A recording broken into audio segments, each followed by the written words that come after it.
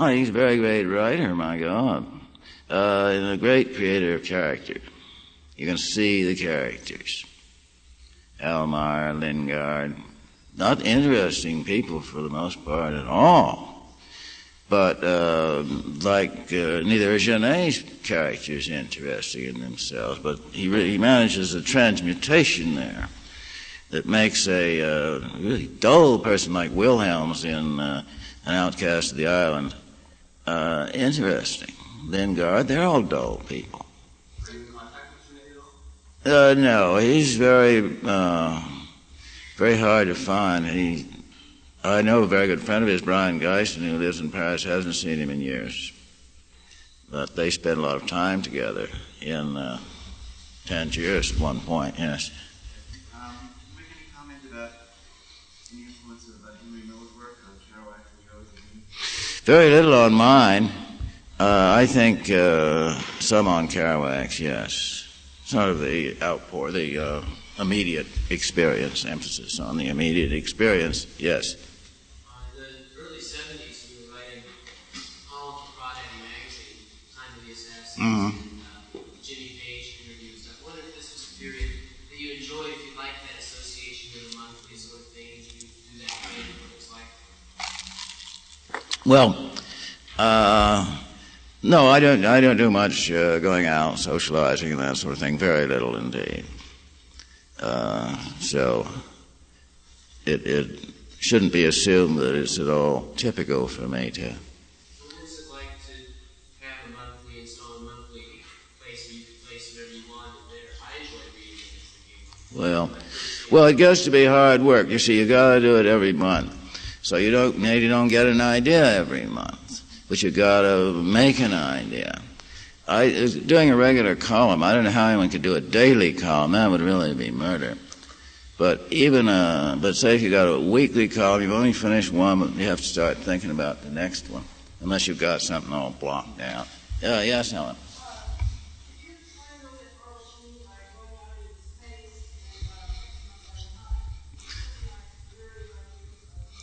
Well, it's what my whole book is about, so I would almost say the same thing, that I don't have time to explain that. It's like I gave the comparison of creatures that live in water, and they can look up out of the water and see land, but they can't really imagine what it would be like, really realize what it would be like to live there. There are new fears up there. See, the fear of falling means nothing to a fish, but it'll mean something as soon as he gets a form where he can get up out onto land. But actually, the air-breathing potential has to be there first before the water creature can come up onto land. There were lungfish and various fish that developed rudimentary lungs and came up onto the land, but there's no way that one fish could have told another what it's going to be like when he gets out of the water. Nor can I say what it will be like when we get out of time into space, except to say that I would say our link with space is dreams. We now know that dreaming is a biologic necessity, and that if people don't dream, are prevented from dreaming, they will die eventually, just as they would die from loss of sleep. So it serves, obviously, a very deep and very necessary biologic function. And my interpretation is that dreams are our link with space, with our biological and spiritual destiny in space, which we may or may not realize. Yes?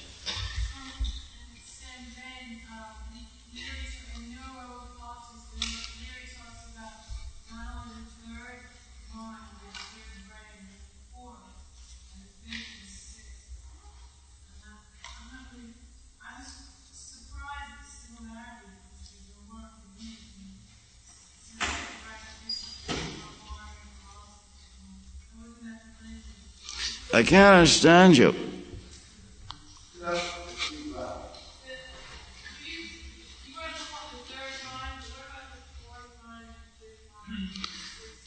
Well, we take one at a time. That's all. Yes. What?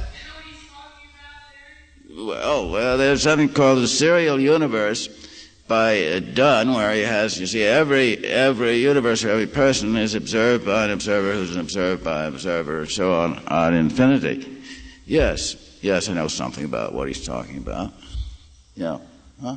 Yeah, how do you like the crawdads, Lawrence, Kansas? Like what? The crawdads. Man, I was brought up with crawdads, came from St. Louis.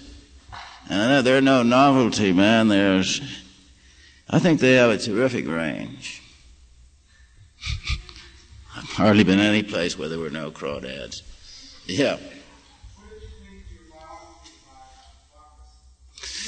Well, I thought, I did some editing on it. I thought it was, it's a reasonable piece of work. Yes, I enjoyed it.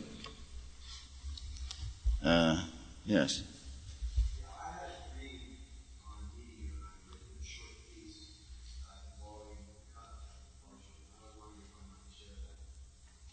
What's the dream?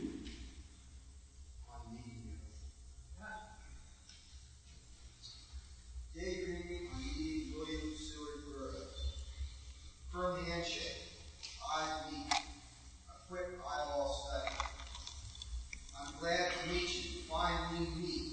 You write it. A cool remote mountain of mind pictures. Accessible to those with the crystal sets turned on. I read you loud and clear. Fields in the Hudson, you are medicine that is exactly right. The record ended long ago over cold city lights. The smell of wood smoke curls up from the river.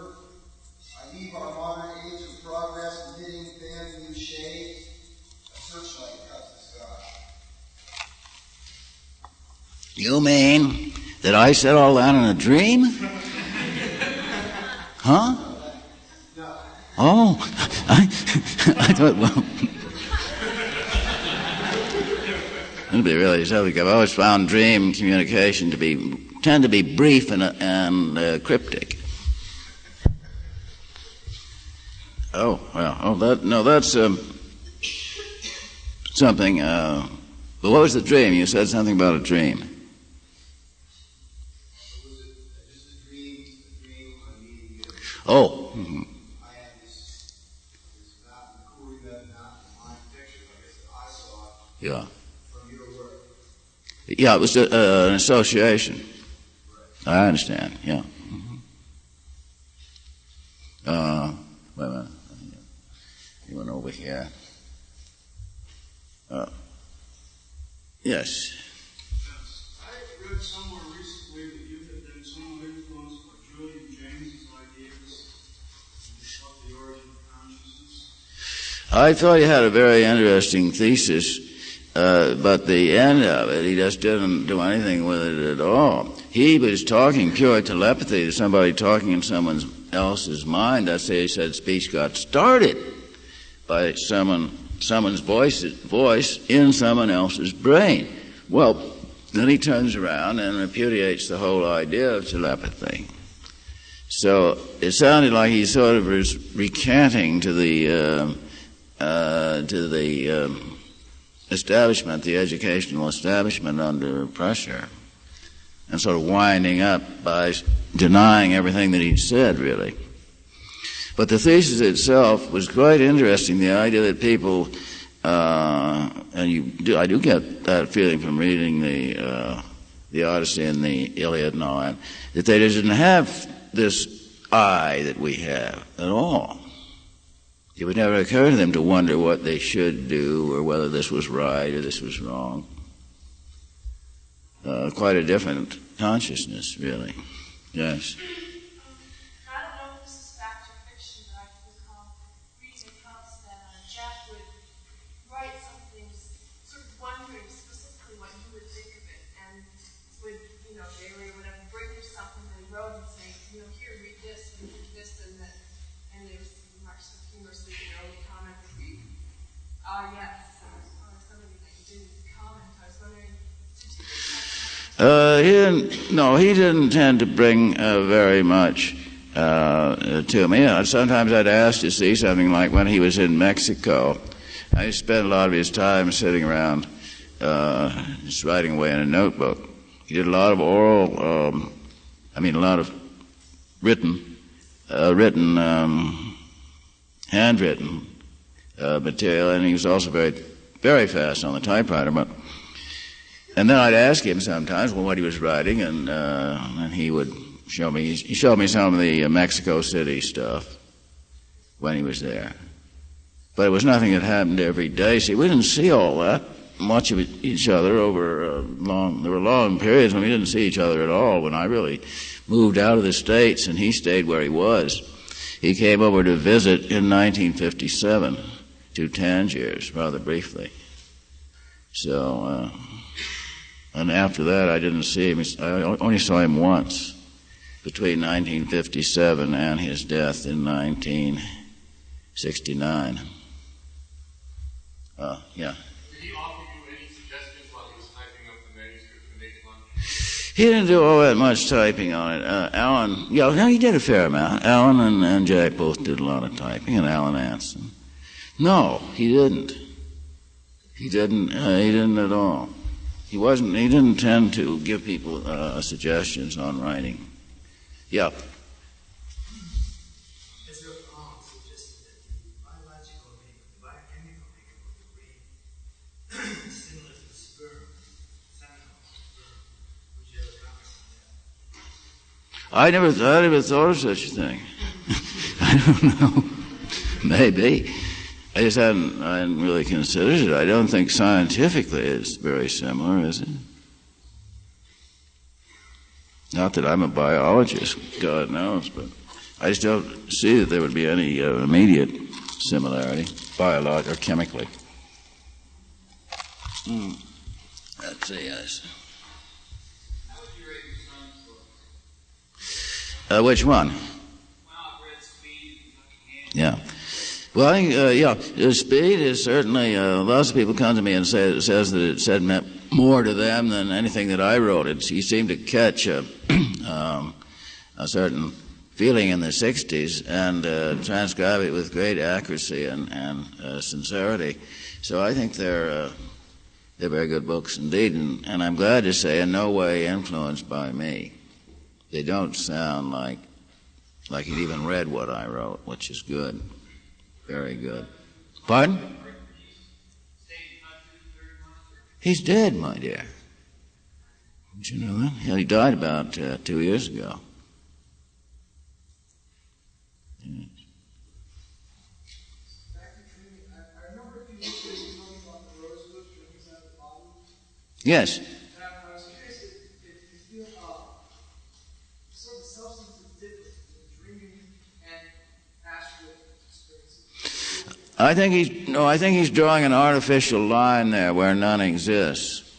There may be sort of a spectrum, but I don't think there's any clear differential line to be drawn there. Well, gotta get somebody else here. Yeah. Gentlemen mentioned Ezra Pound before. Mentioned what? Ezra Pound. Oh, Ezra Pound, yeah.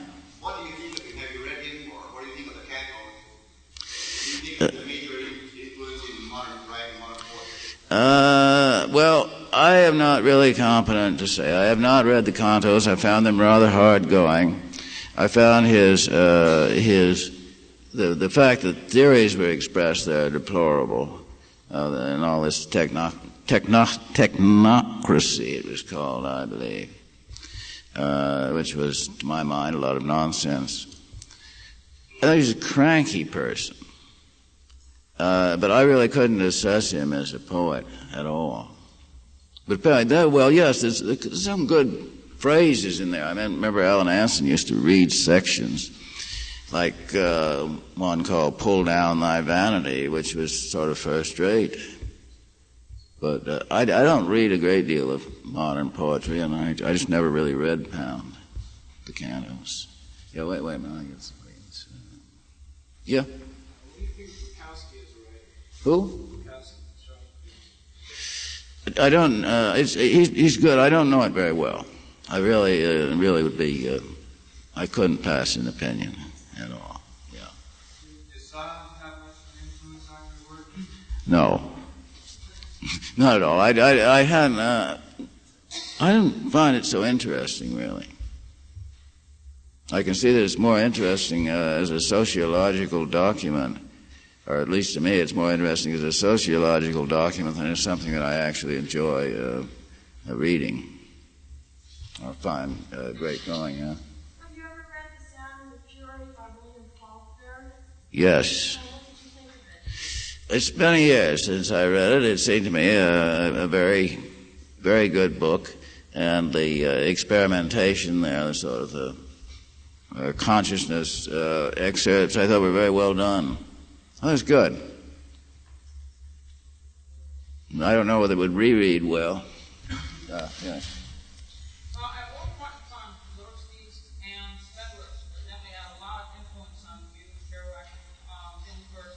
Do you think these people are still very relevant, very theorists to the young people today? Which was the first one? Source? I don't know. Korzybski. Korzybski is very important to anyone of any age, because that's the whole meaning of meaning.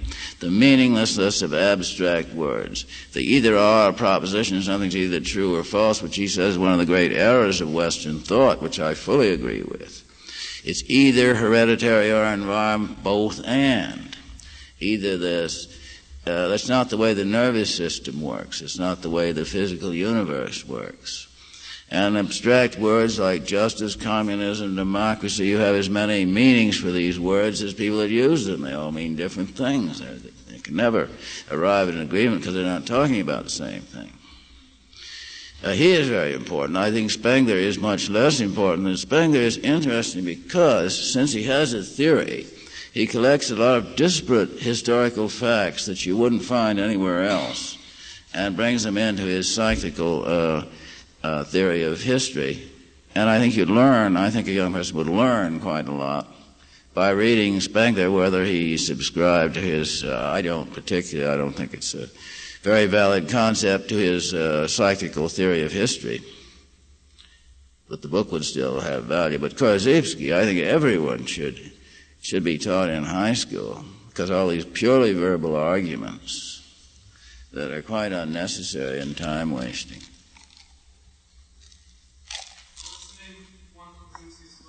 Huh? Well, he wrote a book called Science and Sanity. Well, he was a mathematician, among other things, and it's very, very long. There's a long mathematical section in it. And I think the non-Aristotelian society, which he founded, is located somewhere in Connecticut. They have the details over at the bookstore, because I ordered this condensation of Science and Sanity for one of my classes. And they sort of cooked the thing down into a reasonable book, but it can be obtained. And it's very much worth reading just for the simple. He used to start his talk by wrapping something, said, whatever this may be, it's not a table. It's not the word table. It's not the label. Yes.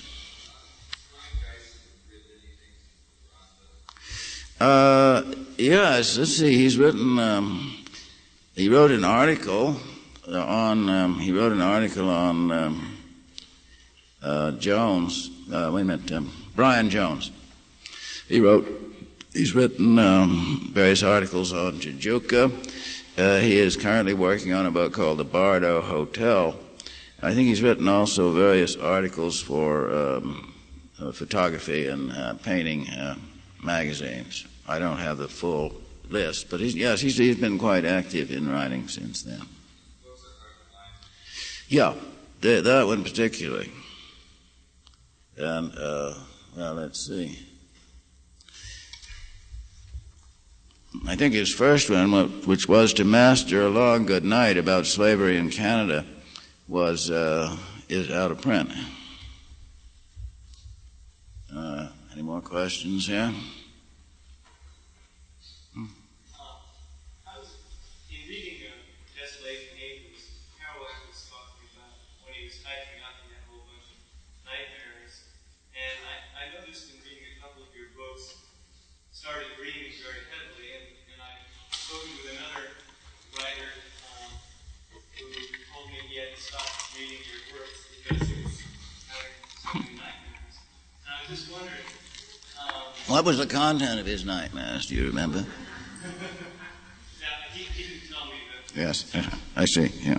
But I was just wondering if you'd spoken with people who felt reacted that similarly, or perhaps your work communicates on an unconscious level. Well, no, that's rather very interesting idea, because I've never found any direct thing that would trigger a nightmare. There's always the influence. I can go to a movie like Blade Runner, and I know there's scenes in there that will probably appear in my dreams, and it has happened, or books. But, something that I should say specifically would produce a nightmare, because while I'm subject to them, I have them periodically. There doesn't seem to be any definite thing that would trigger it off at all. So I'm very surprised to hear that. He felt there was a direct connection. Well, I just... And that when he stopped reading my books, the nightmares disappeared. My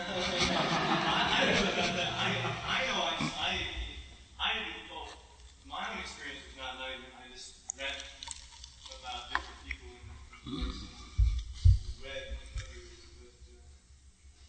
but they weren't nightmares, but just reading about Kerouac and talking to other guys, it just seemed that was a similar experience. And maybe the power of the imagery or something communicated on that deeper level. Well, I think that anything that makes an impression on you certainly becomes material for dreams.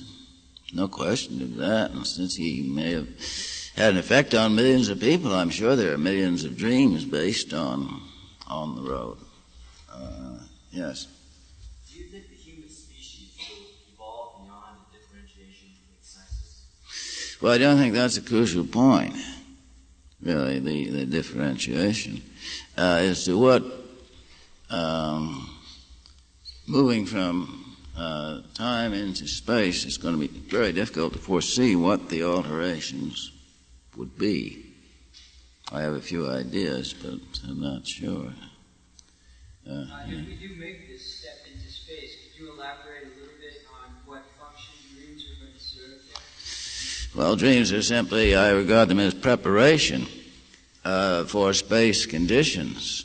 Now, dreams actually serve the function of preparation. There's a whole theory of dreams that the species that does a lot of dreaming inside the womb is preparing it for certain movements that it will have to make later. I think they've done a lot of experiments. There's a article by Janet on dreaming, and that it does serve this preparatory function. In this case, for future bodily movements, etc. And I just postulate that it has the same function with us. We know that it has some very powerful biologic function. In other words, it's sort of teaching us things that we're going to be doing later. That's right, exactly. Rather than giving us glimpses of perhaps future world or environment. Well, there's no difference. You got a different environment, and you're different. You have to be different. The difference is like the fish looking up there. If he's going to get up there, he's got to change. He can't be the same, or he will die in the altered condition. Dreams are going to be a source of strength then for us also? No, preparation. Preparation. Yes, Michael.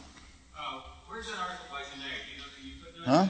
Where's By Genet on dreaming? by Genet? Is that what you just said? Oh, no. Janet. A scientist. I'm sorry, I don't have. I do have at home a copy of the article, and he turned up the very interesting fact that cold-blooded animals don't dream. Juve, yes, sure. No, I'm not sure, James. I'm not sure of the name. That cold-blooded animals do not dream. And this may be due to the fact that their neural tissue is renewable, although no one knows, really. Any more? Yes.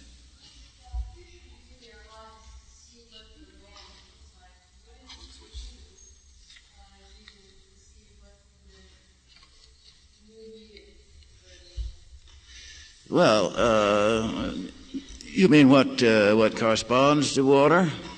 Well, I would say time. And what corresponds to land? Dream. That's as close as we get to it. Not just dream, but the moments in which you feel that you glimpse something beyond time.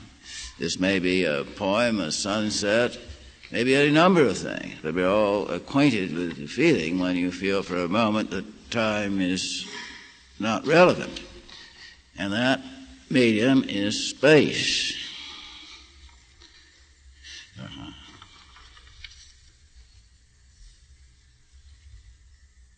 Yes. Since you like Blade Runner, I wonder if you're familiar with the author of the book on which that is based, its title is The Land of Screen. Oh yes, oh yes. That's how I got the idea in the first place. I read the book. So you admire the textbook? It wasn't a textbook at all. It's someone named Norse. No, I mean the movie though is based. Oh well, I haven't read the book. I haven't read that book. I read the original Blade Runner. But I didn't read Dickey's book. I am not very fond of his work, frankly. Not that I know it very well. Yes. Did you do like read somebody in dream on say a person like for instance that person said that they had a dream before you came into the dream sort of thing. Is that in some way you, or is that something that the person? What is that? Where's the connection? Because I feel if there's a connection, but I'm not sure. Well, but there's no way of knowing. It's all kinds of variations. I mean, well, your conception, like for example, Jack had his conception of Dean Moriarty, and his Dean Moriarty was very different from my conception of Neil. Neil and I have ridden for 5 hours in a car and never exchanged a word. And Kerouac has him compulsively talking. Your conception of someone is got very little to do with the person. But perhaps an actual situation where you're visited in the dream by another person. Exactly, yes, but the same thing in a sense applies. Sometimes a person may be aware of it, sometimes not at all. Not at all aware. And usually it's difficult to cross-check. Do you think that people will start having relationships like that more? Well, I don't know. I don't think it's an area where practice makes perfect at all. Yeah, I wonder if practice makes perfect at all in that whole area. It's not a matter of practice, really. Although observation, yes. Well, yes.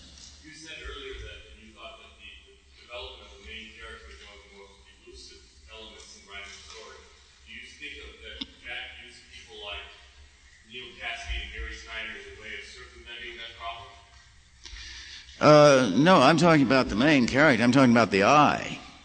If someone says I, everyone assumes that he is the I represented. There is a unique situation in Jack when you come to think of it. These people that he was writing about in some detail were actually alive. And I don't know. I think that Neil was rather upset. He felt that this part was sort of being forced on him. So that is rather unusual for a writer to do that. Usually the characters he writes about are fanciful or dead or disguised in some way, yes. Did you describe the relationship with Neil Cassidy? Like a lover, contemplative, quiet, and what do you describe? No, I was just pointing out that his conception of Neil Cassidy is very different from mine. Without going into mine, which isn't particularly interesting. I like Neil very much, but Kerouac just saw an entirely different side to him. That's all. And I think this is very common, that one person's concept of someone is quite different from another's, both of whom knew the person very well.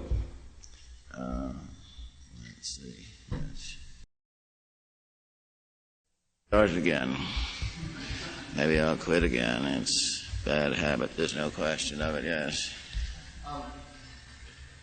This is kind of a two-pronged question. First off, do you think the social and political climate that we live in now is an improvement upon the one, say, in the 40s and 50s, obviously? And could you, if you do think it's better or worse, could you extrapolate what you think is going to happen in the near future, like maybe 1984?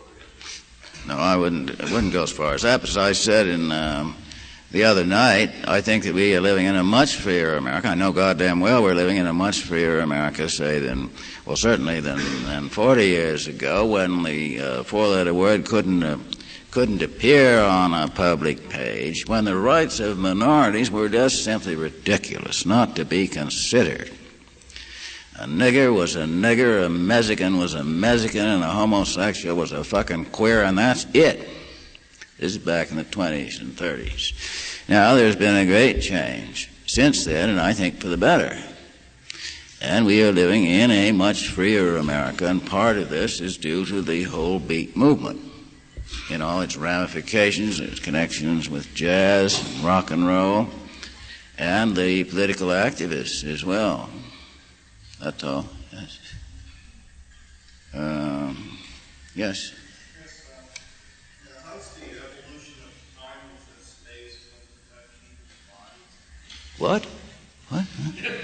I can't hear you.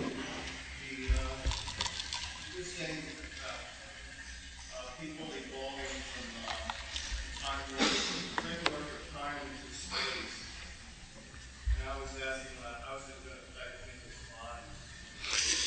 Well, obviously they're going to change, just as a fish changed when it came up on the water, right? It had to have lungs. But we're not quite sure what we have to have and don't have to have. But it of course, involves biological alterations. That's the point. Not just psychic, but biological. Otherwise, you're just going in an aqualung. It's like you take an aquarium with the fish in it and you put it up onto land. That doesn't give them any conception of what it means to live on land. And all we've done is send people to the moon in an aqualung. Useful, I think very useful. But there's another step to go, huh? Yes.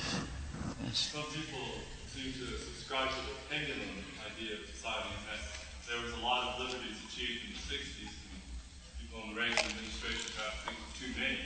Do you sense that there's been some regression in the last few years, or are you still basically optimistic about the outlook? Well, it isn't a question of being optimistic or pessimistic. These are meaningless words. I mean, the captain says the ship is sinking, he's a pessimist. As to ultimately, there are a series of impasses that don't look very good for a long-time solution. Inflation is seemingly going to get worse and worse. All these insoluble problems, overpopulation, which is, of course, one of the causes of inflation, overpopulation, depletion of resources. There certainly is not a very good prognosis over a period of time unless some very drastic changes are made, and no politician could suggest the changes by cutting the population into. Yes. You've spoken before of the need to break down distinctions between art and science, and you see this occurring now, and what would be the results of this? Well, I think that it's very desirable. I say if scientists were more artistic and artists more scientific, and I think it happens. But these divisions are quite arbitrary. They have no existence outside of arbitrary opinion. Yes.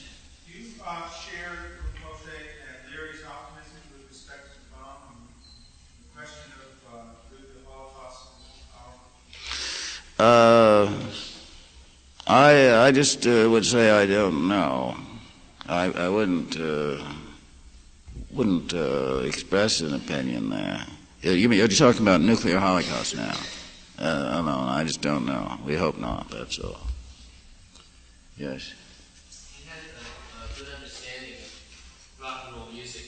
Obviously, you've been an influence on a lot of what's happened. I wondered if what your involvement was, if you listen to it, or if music has anything to do with your living, and all these people that are coming out now, and they cite you as an influence. I really am not knowledgeable about music at all.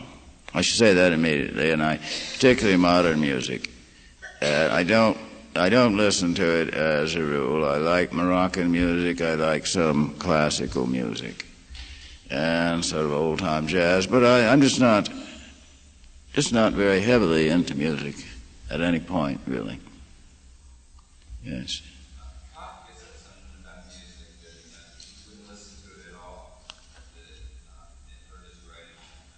Who said so? I don't feel that. I don't feel anything. It just it doesn't interest me terribly. Although, yes.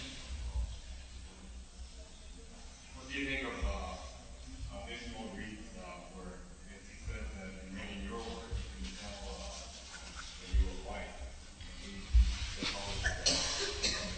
Well, that's a great compliment, I must say.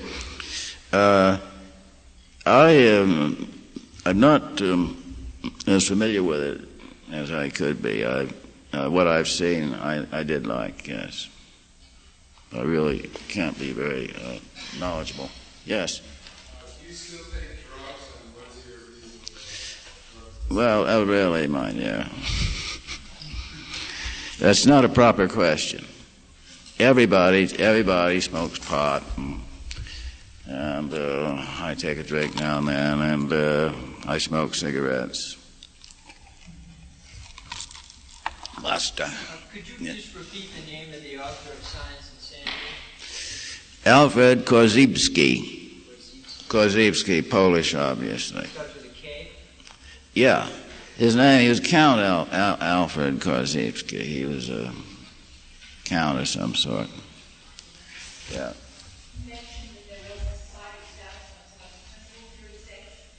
What? There was what?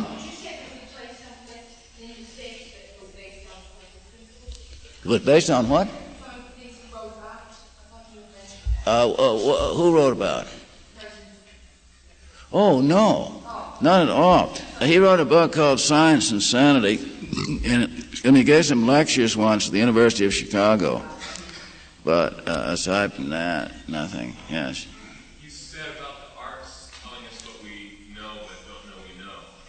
What do you think they say about the transition from time to space? Well, I think that all artists are talking about space, that art is another link to space, another preparation, we might say. Well, I think time's almost up. Maybe we take one more question. All right. You've been described as somewhat of a misogynist, and see any influence on your style in movie writing? Oh, yes. Carson McCullers, very definitely. Jane Bowles. Well, those are the two main ones. And some, some from, wait a minute, I forget her name, the one that kept pigs in Georgia. Flannery O'Connor. Very great. I'm afraid she's dead. And Gianna Barnes, Nightwood. She was such a strong and distinctive stylist. I think she influenced every writer to some extent. Yes, decidedly there are influences.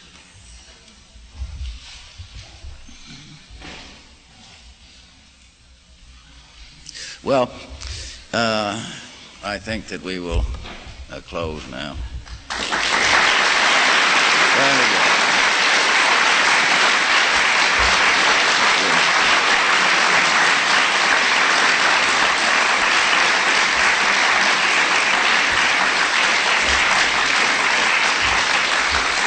Sure.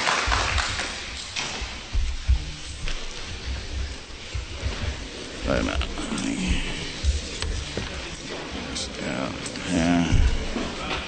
Yeah, you're first. Here we are. Right here.